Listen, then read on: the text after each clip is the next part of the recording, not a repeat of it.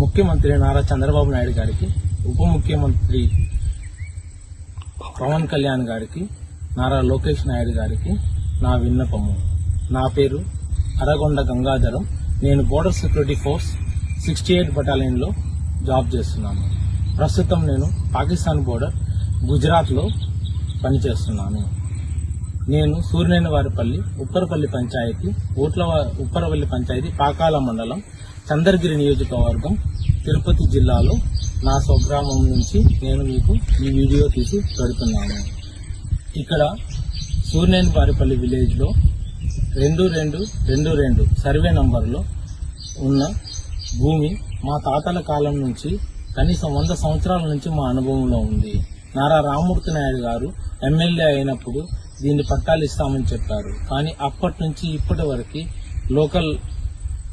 Local politician leaders మా పని కానివ్వకుండా చేస్తున్నారు. అది మా తాతల కాలం నుంచి మా ఆధీనంలోనే ఉంది. మేమే దాన్ని చేస్తున్నాము.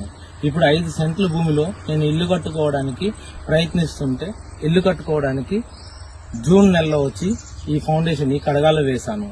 ఇప్పుడు మళ్లీ సెలవు వచ్చి ఇల్లు కట్టడానికి ప్రయత్నిస్తుంటే మా ఊరు లోకల్ లీడర్ పొంగర బాలాజీ అనే వ్యక్తి 2 లక్షల రూపాయలు ఇస్తేనే ఇల్లు కట్టనిస్తాము, ఇది మండల అధ్యక్షులకు అందరికీ అవసరము, ఇవ్వకపోతే కట్టనివ్వమని బెదిరిస్తున్నాడు.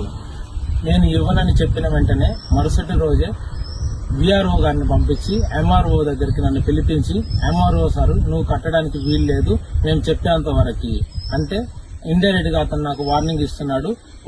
వాళ్ళకి డబ్బులు ఇచ్చి కట్టుకోమని చెప్పి.